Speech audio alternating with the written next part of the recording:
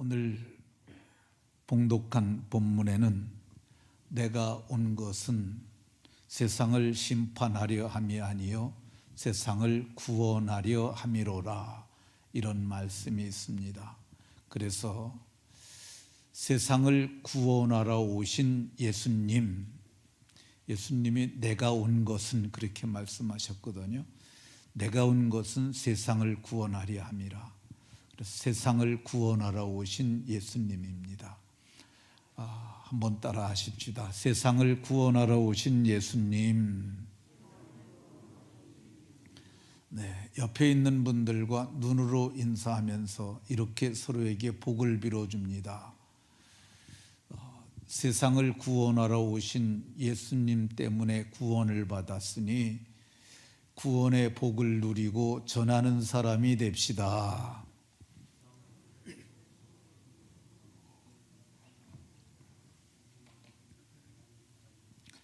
네. 세상을 구원하러 오신 예수님으로 말미암아 구원을 받았으니 구원의 복을 누리고 나누고 전해주는 복된 분들이 다 되시길 예수님 이름으로 축원합니다. 오늘 이 47절의 말씀대로 오늘 우리가 구원하러 오신 예수님이라는 제목을 가지고 상고하는데요, 본문을 이렇게 본문 중심으로 살펴보는 본문을 강해하지 아니하고 제목 설교합니다. 오늘은 여기서 제목이 세상을 구원하러 오신 예수님 해가지고 성경 전체에서 예수님이 우리를 구원하러 어떤 일을 행하셨는지 비슷한 성경 요조를 유사대구라고 불러요. 유사대구를 성경 전체에서 찾아서 그래서 구원하러 오셔서 어떻게 구원을 이루셨는가, 그거를 살펴보려 합니다. 모두가 깨닫는 은혜가 있는 복된 시간이 되시기 바랍니다.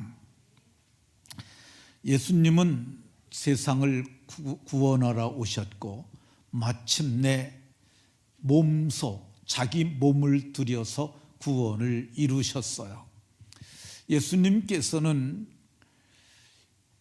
내가 구원을 이뤘으므로 나로 말미암지 않고는 아버지께로 갈 자가 없다고, 이 아버지께로 갈 수 있는 유일한 길은 자기가 그리스도이시며 내가 구원을 이뤘으니 나로 말미암지 않고는 아버지께로 갈 자가 없다고 말씀하셨습니다.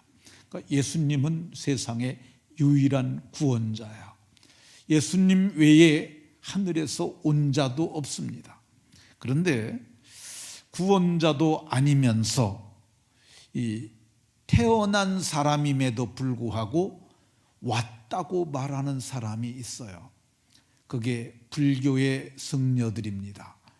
불교의 승려들은 4월 초파일이 되면 부처 생일임에도 불구하고 그 부처가 나신 날, 불탄일 혹은 석탄일 이렇게 하면 괜찮은데 부처님 오신 날이라고 얘기를 합니다. 부처는 온 사람 아니에요. 거짓말하고 있는 거야.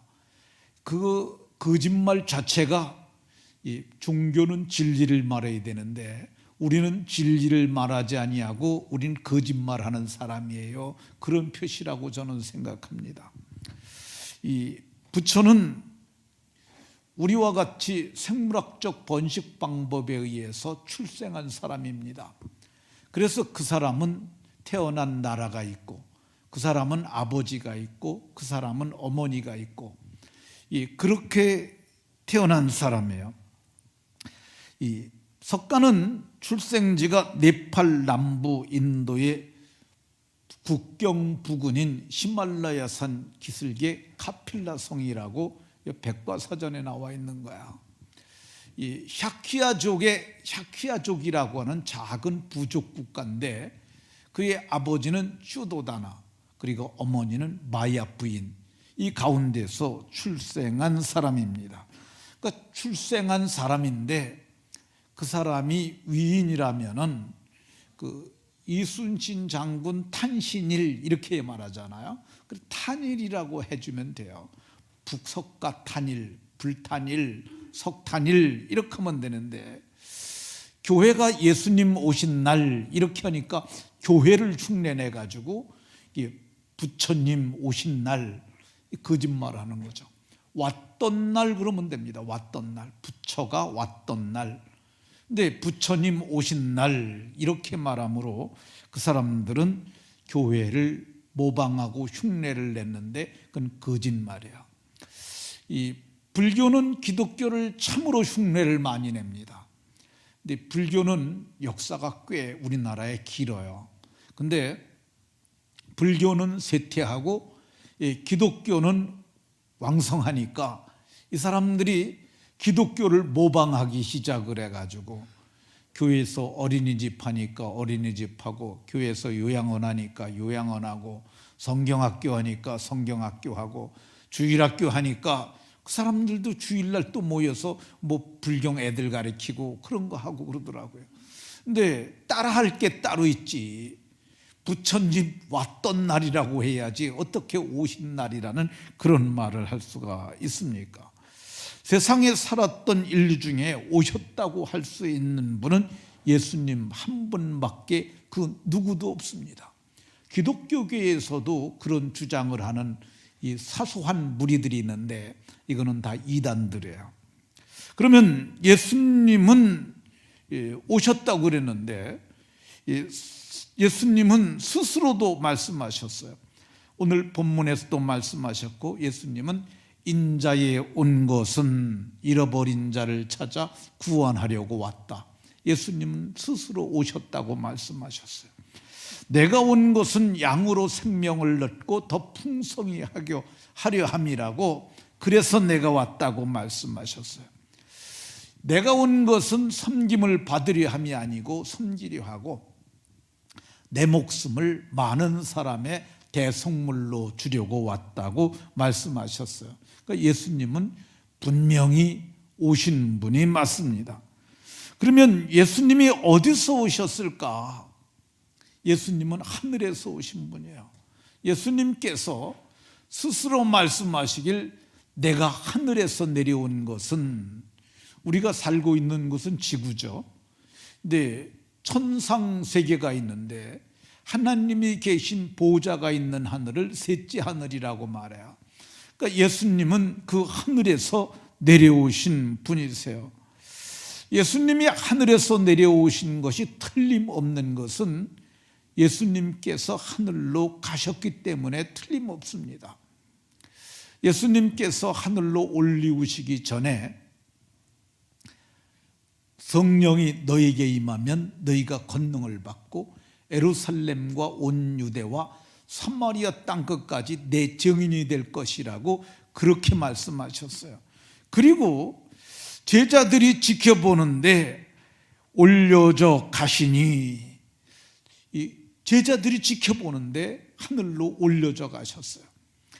구름이 가리어 그분을 보이지 않게 하도록 하늘로 올리셨어요.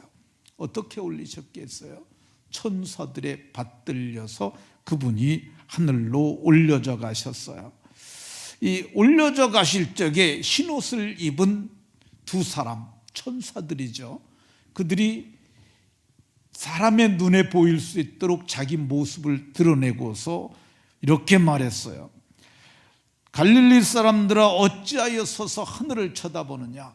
너희 가운데 올려지신 이 예수는 하늘로 가심을 본 그대로 다시 오실 것이라고 말씀하셨어요.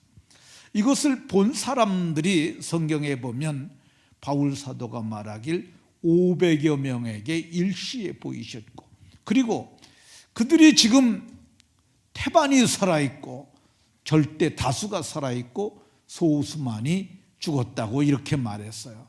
그러니까 예수님은 하늘에서 오셨고 하늘로 다시 올려가신 줄로 믿으시기 바랍니다. 바울 사도가 고린도 교회 편지를 쓸 때 500명 중에 대다수라고 얘기를 했는데 개역 성경은 태반이라고 그랬어요. 절반 이상이 살아 있었다고 이렇게 말했고, 실제로 예수님은 무덤이 있기는 있습니다. 3일 동안 계셨던 그 무덤, 그것만 있을 뿐이지 예수님은 육체는 이 땅에 계시지 않고 하늘로 올리우셨어요. 그러면 이 땅에 오시기 전에 예수님께서는 하늘에서 어떤 존재로 계셨을까? 성경은 예수님은 태초부터 계셨던 분이라고 그래요. 태초에 말씀이 계셨는데 이 말씀이 곧 하나님이시고 이 말씀이 곧 예수예요.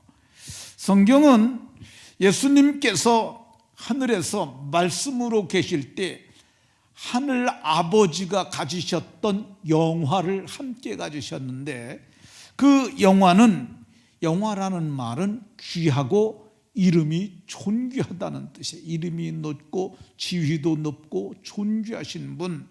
그러니까 예수님은 하늘에 계실 때 아버지와 함께 그 영화를 함께 하셨던 분인데, 그분께서 이 삼위 하나님께서 세상을 창조하시고 사람을 지을 것을 계획하셨는데, 창조 사역을 누가 하셨느냐? 말씀 되시는 예수님이 하셨어요. 만물이 그로 말미암아 지은 바 되었으되, 만물이 말씀으로, 말씀이 빛이 있으라 말씀하시니까 빛이 있었고, 이 말씀이 만물을 지으셨어요. 하나도 그가 없이는 된 것이 없도록 그 모든 것을 지으셨다고 말씀합니다. 근데 그 말씀으로 만물을 창조하셨던 하나님이 말씀이 육신을 입고, 육신은 사람의 몸이죠. 이걸 입고 우리 가운데 오셨어요.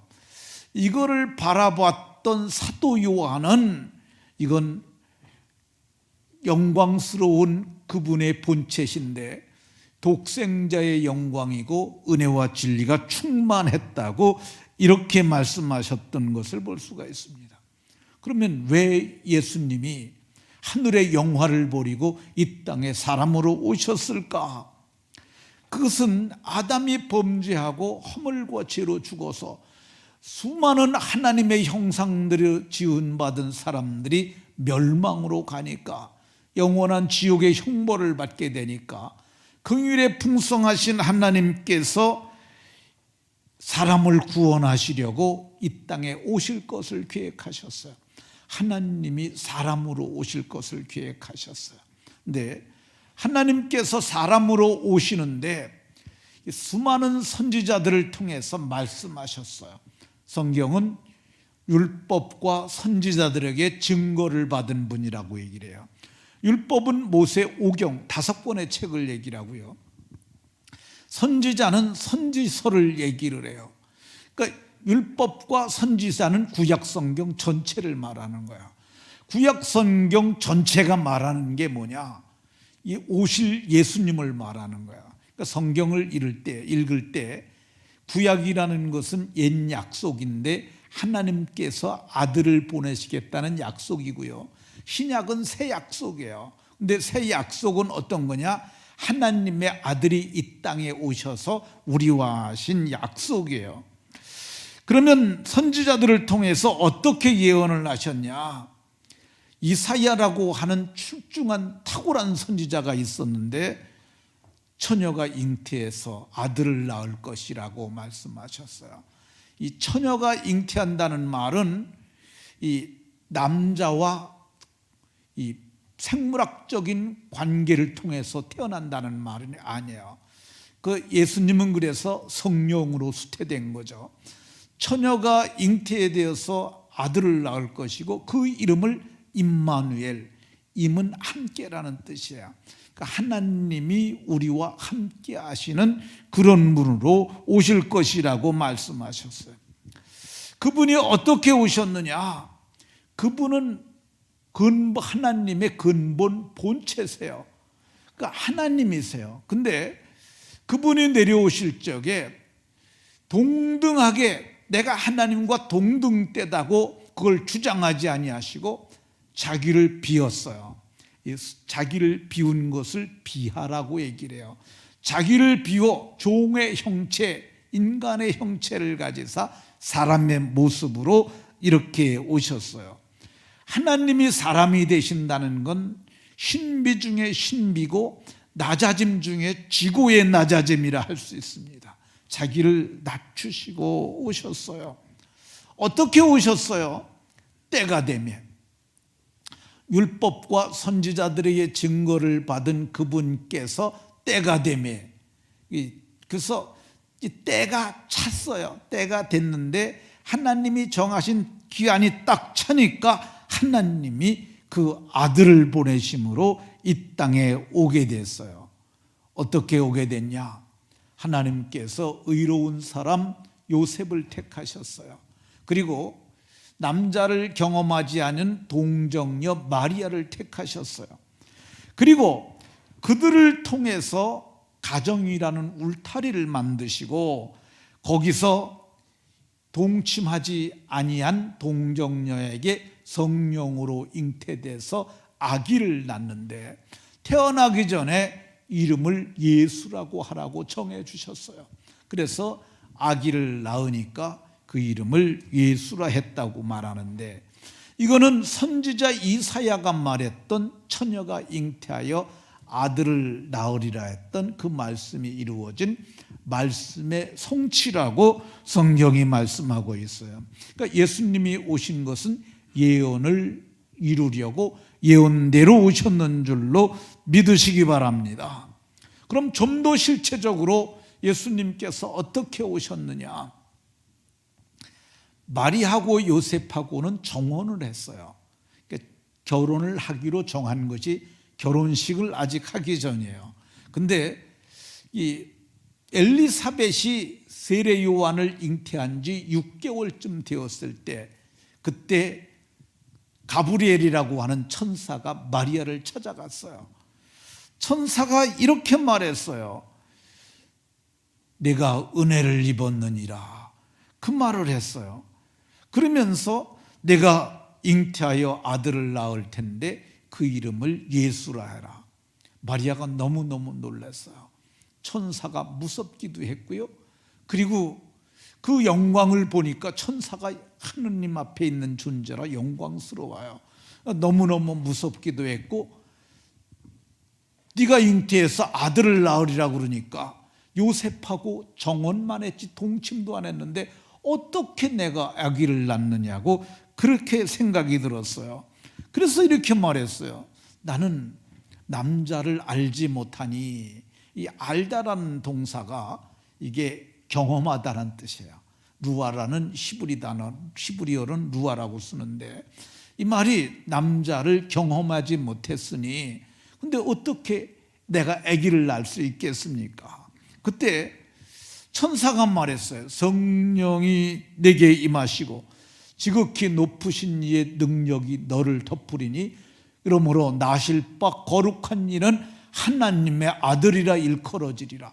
하나님의 아들을 수태하고 낳을 것이라고 그렇게 말했어요. 마리아가 그 말을 듣고 고민했을 거예요. 그 시간이 얼마였는지는 모르지만 고민이 됐을 거예요. 내가 처녀인데 내게 성령이 임하고 지극히 높으신 이의 능력이 나를 덮고 그러므로 나를 통하여 나실 분은 하나님의 거룩한 아들이라 일컬음을 받을 뿐이라는데, 마리아가 얼마간 고민하고 대답을 했습니다. 주의 여종이오니 말씀대로 내게 이루어지이다. 나는 주의 여종이니 하나님이 그렇게 뜻을 정했다면 이 몸을 쓰시옵소서. 그래서 이렇게 정혼을 하고 이렇게 수태를 하고, 그리고 요셉도 그것을 알고 하나님께서 요셉에게 말했어요. 마리아가 수태된 것이 드러났는데 요셉이 나하고 정혼했으니까 나 아기라고, 내 아기라고 그러면 그 여자가 안전해요. 그러니까 천사가 나타나서 말하기를 마리아 데려오기를 무서워하지 말라. 그건 불륜이 아니라 성령으로 된 것이라고 그렇게 말해줬어요. 그래서 아기를 잉태했는데 해산할 때가 되니까 가이사 아구스도라고는 로마 황제가 명령을 내렸어요. 모두 다 자기 고향으로 들어가서 호적을 하도록 해라. 그래서 이 요셉이 다윗의 족속이니까, 다윗이 유대 땅 베들레헴 출생이잖아요. 유대 땅 베들레헴을 찾아갔어요. 그런데 사람들이 너무 많은 거예요. 여관이 꽉 찼어요. 그래서 있을 것이 없어서 말구유, 마구간에서 있게 됐는데, 청소된 마구간이죠. 근데 그날 밤에 거기서 아기를 낳았어요. 그래서 그 아기를 강보에 싸서 말구유, 말밥통에 누였는데, 그것은 사람이, 예수님께서 있을 곳이 없어서 거기에 누였다고 얘기를 하고 있어요. 하나님의 아들이, 아니 하나님께서 하나님과 같은 영화를 누리시고 하나님의 본체셨던, 하나님과 동등되신 분이 자기를 비워서 낮추셔서 인간들 중에서도 가장 낮은 사람들만 있어야 하는 마구간에서 나셨고 말구유에 누임을 당하셨던 것을 볼 수가 있습니다. 그럼 예수님께서 이렇게 낮아지셔서 이렇게 오셨던 이유가 뭐였겠어요? 세례 요한은 예수님을 보고 말했어요. 보라, 세상 죄를 지고 가는 하나님의 어린 양이로다. 예수님이 지금 하나님의 양으로 오셨다고. 양은 제물이죠. 그러니까 예수님이 오신 이유는 대속하고 구원하시려고, 우리 죄를 대신하여 속죄하시고 우리를 구원하시려고 마구간에 오신 예수님께서 하나님의 어린 양으로 세상 죄를 짊어지셨던 것을 볼 수가 있습니다. 예수님께서는 이제 공생애를 시작하실 때 이렇게 제자들에게 말했어요. 내가 온 것은 섬김을 받으려 함이 아니고 섬기려 하고, 내 목숨을 많은 사람의 대신 속죄하는 제물로 주려고 왔다고 그렇게 말씀하셨어요. 예수님은 대속제물로 오신 거야. 예수님이 대속제물로 오신 것은 죄 없어진 예수님만 죄를 짊어질 수 있고, 죄인들은 짊어져 봐야 자기 죄 때문에 죽는 것이 소용이 없어요. 그래서 예수님은 죄 없으신 사람으로 오셨고 세상의 죄를 짊어지시고 대신 속죄 제물로 죽으려고 오셨어요. 예수님께서는 이제 종말의 시간이, 예수님 십자가에 죽으실 시간이 임박해 가니까 예수님께서 나는 양을 위하여 목숨을 버린다고 말씀하셨어요. 대속하여 구원하려고 오신 예수님께서는 내 목숨을 버려서 수많은 사람들을 구원해야 한다는 위대한 결단을 하시고 예루살렘을 향해서 가시는 거죠. 예수님께서 이제 예루살렘이 가까이 갔을 때 이렇게 말씀하셨어요. 내가 예루살렘에 올라가고 제사장들과 서기관들과 장로들에게 고난을 받고 내가 그리고 죽임을 당할 것이나 장사된 지 제3일 만에 살아나야 할 것이라고 대속구의 일을 말씀하셨어요. 왜 말씀하셨냐? 그래야 믿기 때문에. 근데 사실은 예수님이 그렇게 죽으셨음에도 불구하고 부활을 기대하지 못했어요. 근데 이 말을 하셨더니 부활하신 후에 예수님이 그 말을 하셨었어, 말씀이 이루어진 거라고 그들이 깨닫게 됐어요. 근데 예수님께서 예루살렘에 가셔갖고 이제 속죄제물로 죽으시러 예루살렘을 들어가시는데 그때 나귀의 새끼를 타고 가셨어요. 사람들은 예수님이 오신다고 종려나무가지를 들고 맞았어요. 그래서 우리는 그날을 기념할 때 종려주일이라고 그렇게 기념을 해요. 나귀의 작은 것을 타고 가셨어요. 아무도 타보지 않은 것, 나귀의 새끼를 타셨어요. 근데 성경은 그분이 겸손하셨기 때문이고 그것이 구원을 베풀기 위한 예언의 성취라고 말했어요.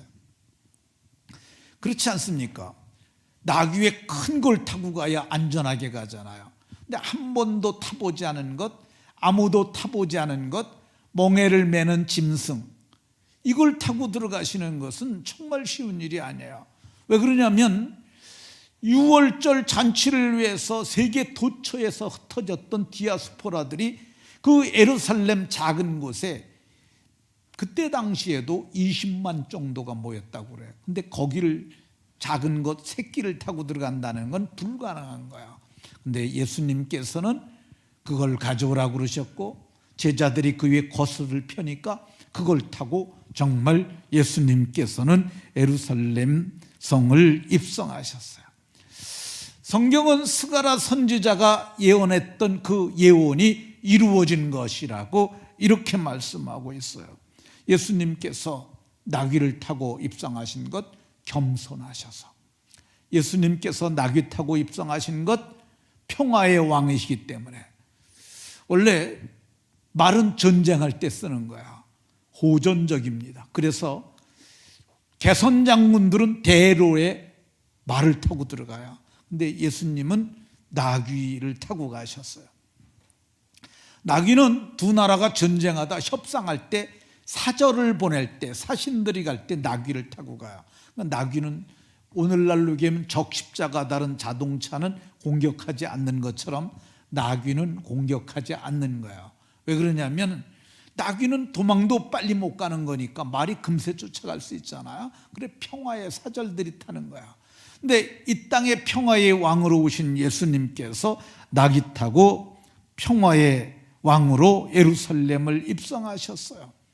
근데 대속하고 구원하시려고 하셨던 그 예수님은 양 잡는 날, 6월절 양 잡는 날에 최후의 만찬을 준비하게 하셨어요. 그리고 이거 받아 먹으라 그러면서 떡을 떼어주시면서 이게 내 몸이라고 말씀하셨어요. 그 이튿날, 그날이죠. 그날 십자가에서 몸이 찢길 것을 아시고 그들에게 나눠주셨어요. 그리고 또 잔을 가지사 축사하시고 제자들에게 그걸 나눠주셨어요. 이것은 많은 사람을 위하여 흘리는 바 언약의 피, 곧 내 피라고 말씀하셨어요. 그래서 예수님은 대속하시기 전에 이 제자들에게 떡과 잔을 나누어 주시면서 거룩한 의식을 행하셨어요. 그리고 예수님께서는 마지막으로 세 계명을 주셨어요. 내가 너희를 사랑한 것 같이, 내가 너희를 사랑해서 내 목숨을 내놓는 것 같이 너희도 사랑하라고 말씀하셨어요. 그리고 예수님께서는 유다의 배신을 통해서 군병들에게 붙잡히가 되고 대제사장들에게 병사들에게 붙잡혀가고 그 다음에 새벽에 로마 빌라도 법정에 가고 그리고 9시에 십자가에 법 없는 자들의 손에 의해 못 박히게 되고 그리고 오후 3시에 운명하셨는데 그때 내 영혼을 아버지 손에 부탁한다고 말씀하시고 다 이루었다라고 말씀하셨어요. 다 이루었다. 이거는 헬라말로 테텔로스타이라는 건데 다 갚았다는 뜻이에요. 세상이 갚을 수 없는 모든 죄의 값을 친히 하나님의 어린 양으로 오셔서 인류의 죄를 지시고 십자가에서 다 갚았다는 거야. 누구든지 나를 바라보고 믿는 자들은 속량을 얻게 될 것이라고 그렇게 말씀하시는 말씀이에요. 이 테텔로스타이라는 말은 원래 장사꾼들이 쓰는 용어인데 은행에 가서 대출을 받아갖고 사업을 해서 돈을 벌어서 그 채무를 다 상환하고 그리고 그들이 내어준 그 채권 문서를 문 밖에 나와 찢으면서 테텔로스타이 한다고 그럽니다. 근데 예수님께서 그 채권 문서 그걸 찢으셨어요. 이제는 누구든지 믿기만 하면 구원을 얻을 수 있도록 은혜를 베풀어 주신 겁니다. 예수님께서 대속하심으로 우리가 어떤 은혜를 입었습니까? 바울 사도는 그 은혜를 인하여 그의 피로 말미암아 속량 곧 죄사함을 받았다고 이렇게 말씀합니다. 베드로 사도는 너희가 속량받으면 너희 죄는 없어진 것이라고 말씀하셨어요.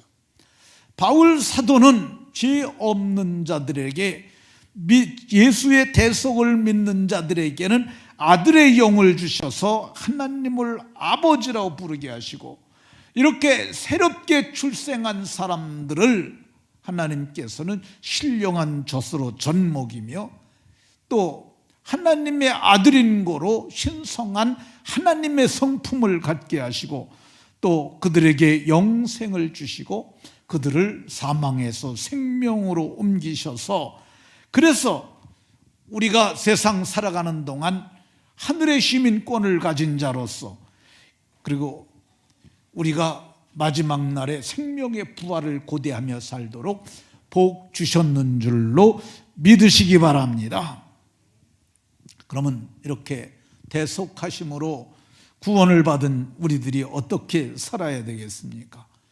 이제 하나님의 자녀가 됐으니까, 장차 그분의 나라에 들어갈 사람들이니까 아는 것과 믿는 것에서 하나가 되어 온전한 사람, 그리스도의 장성한 분량에 이르기까지 우리가 자라나야 하는 줄로 깨달으시기 바랍니다.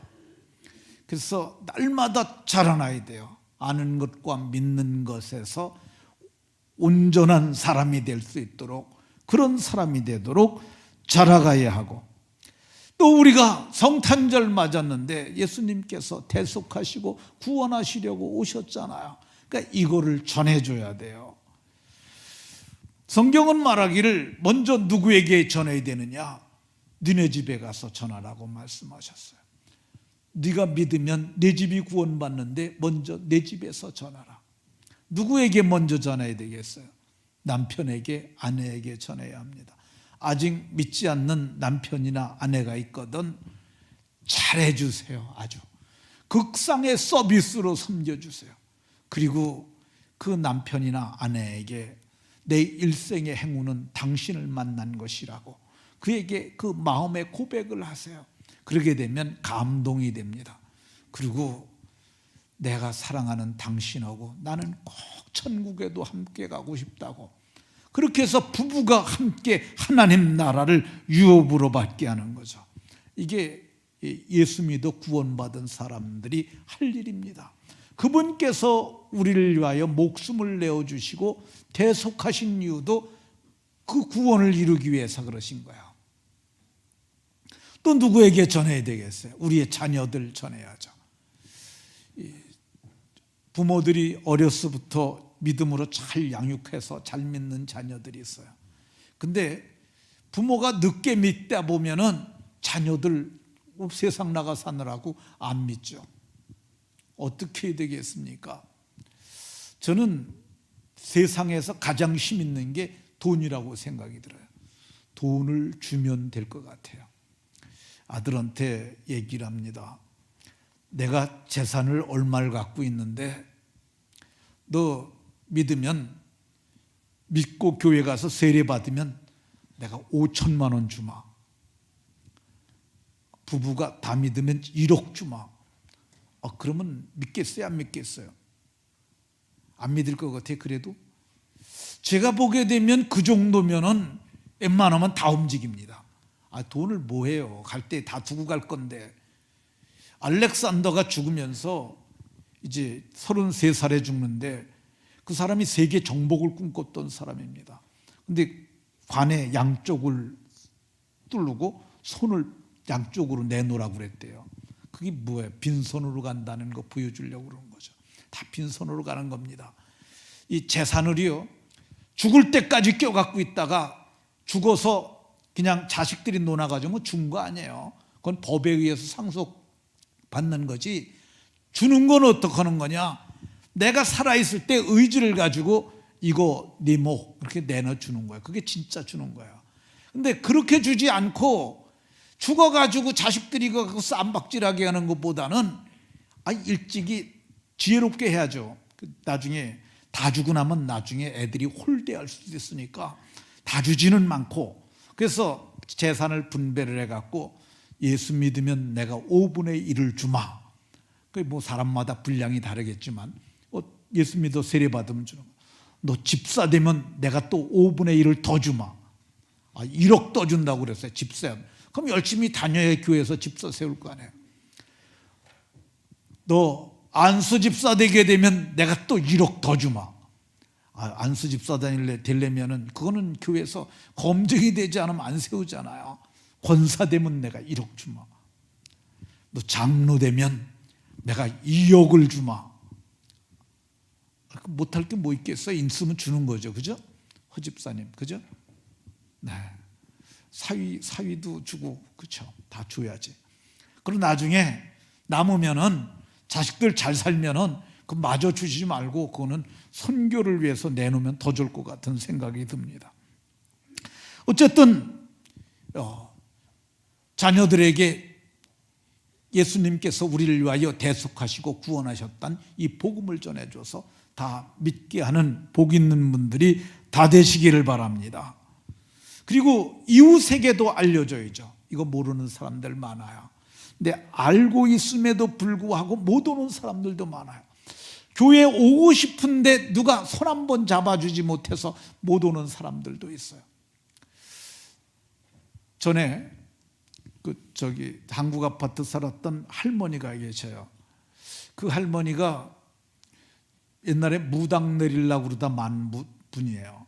근데 그분이 어디까지 왔느냐 하면 요 교회 앞에까지 와서 못 들어왔어요. 근데 어느 분이 어떻게 오셨느냐고 들어가자고 들어왔어요. 수요일 저녁에 들어왔어요. 저 가운데 저희 집사람 있는 데쯤 앉았어요. 근데 그분이 들어와 가지고 이게 몸을 막 틀면서 왜 그러냐면 악한 영이 그를 붙잡고 있는 거야. 근데 그분이 그래요. 내 딸이 일산에서 믿는데 나보고 교회 가라고 그랬는데 오늘 여기까지 왔다고. 근데 머리가 아프다고. 제가 가서 기도해 드렸어요. 저기 골방에 들어가서 기도했는데 그날 악한 영이 나갔어요. 근데 그분이 너무너무 그게 두통이 평소에도 있었던 거예요. 근데 여태까지 알았던 두통이 이렇게 나가니까 내가 시원하고 좋다고. 그 다음에는 또 배가 와가지고 배가 아프시다고. 근데 그게 나중에 보니까 그게 너 뭐냐 그랬더니 귀신이래요. 너 왜 들어왔냐 그랬더니 인연을 내가 무당시키려고 그랬는데 이게 끝까지 이게 그러더니 이제 교회까지 와서 날 못 살게 한다고. 나가라고 그래서 나갔어요. 선호가. 근데 그분이 병이 다 서울대 병원에서 못 고친 것들이에요. 그분이 서울대 병원에 갔는데도 못 고쳤는데 목사님한테 기도받고 났습니다. 그런 얘기를 했어요. 근데 주변에 있는 사람들이 있습니다. 교회 오고 싶은데 못 오는 사람. 손 한 번만 내밀면 돼요. 말 한마디만 하면 되는 사람들 이끌어와야 합니다. 한 걸음 더 나가서 대속하시고 우리를 구원하시려 했던 그 주님의 피 묻은 복음을 어디까지 전해야 되느냐? 땅 끝까지 모든 족속으로 제자를 삼으라고 말씀하셨잖아요. 너희가 성령 받았으면 증인이 된다고 말씀하셨잖아요. 그러니까 모든 민족을 제자로 삼을 수 있을 때까지 우리가 이 복음 전하는 일을 해야 돼요. 그리고 마지막으로 구원받았으니까 어떻게 살아야 되느냐? 영광스러운 즐거움으로 영광을 바라고 즐거우며 살아야 돼요. 이거 굉장히 중요합니다. 예수님 믿는데 어떤 사람들은 믿고 나서도 찌그러진 삶을 사는 사람들이 있어요. 그렇게 살지 말고 얼굴들을 다 펴세요. 성경은 우리를 뭐라고 얘기를 하냐면 믿을 때 우리가 하나님의 생명책에 이름이 농명됐다고 얘기를 해요. 우리의 시민권도 이미 하늘에 있다고 말씀하고 있어요. 우리가 들어갈 집도 하늘에 예수님께서 지어놓고 계신다고 얘기를 해요. 내가 너희를 위하여 처소를 예비하러 가는데 그 처소는 손으로 지은 집이 아닌 창조에 속한 그 집이 우리를 위하여 예비되어 있다고 얘기를 해요. 가기만 하면 돼요. 가기만 하면. 여러분 주택 당첨돼 가지고 돈 다 내면 들어가는 거잖아요. 마찬가지로 상상도 못할 영광스러운 주택이 우리를 위하여 준비되어 있습니다. 근데 억지로 들어갈 수는 없죠. 그 과정이 죽음을 통과해서 들어가는 거야. 그러니까 이 천국은 죽음이라는 과정을 통해서 들어가는 거야.